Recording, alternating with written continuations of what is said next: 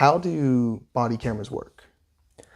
There's been quite a series. They've got some now that work well.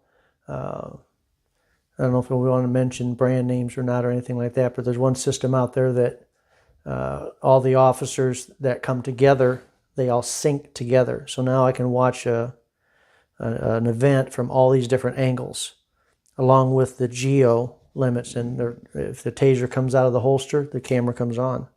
If the lights on the car go on, the camera comes on. That's a far cry from what we used to be.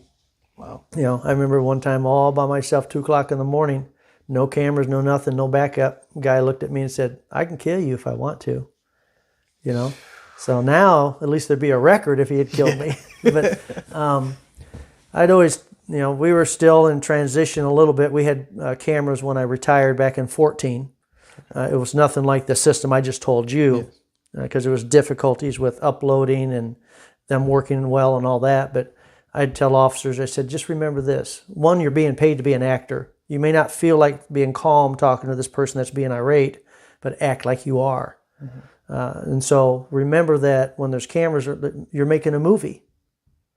Make the movie. Do things on purpose, like when you're enforcing, say you're on a DUI stop.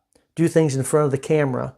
We had guys very good at that. When someone says doing their 7 steps, the person, the officer would be there when the person did what would maybe be a point against them or for a mistake.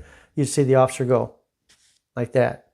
That lets a jury see it, lets them note it of what they were thinking, and they're making a record of doing that. Can I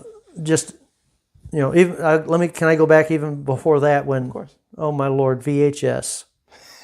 Okay, that's a long time ago. People, yes. Okay, we'd always taught officers to realize, I've taught defensive tactics, realize there's people watching you, and you can actually put too much torque or pain on somebody and cause them to resist. So you got to be careful with that.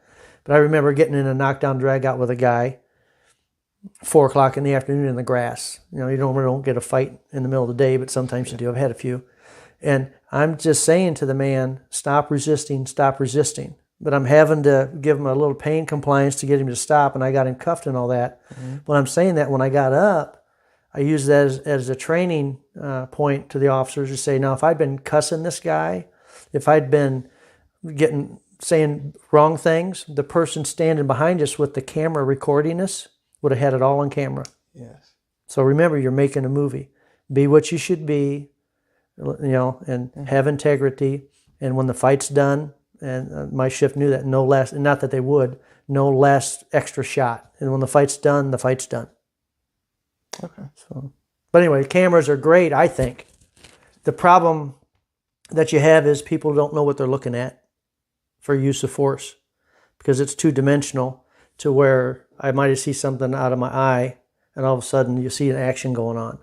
Or you wouldn't see, the camera's quality is better now, but you may not see something.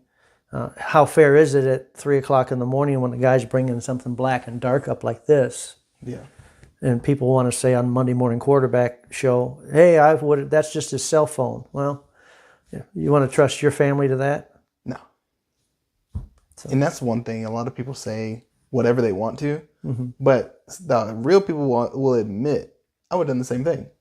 Right. Because you are in that position fearing for your life.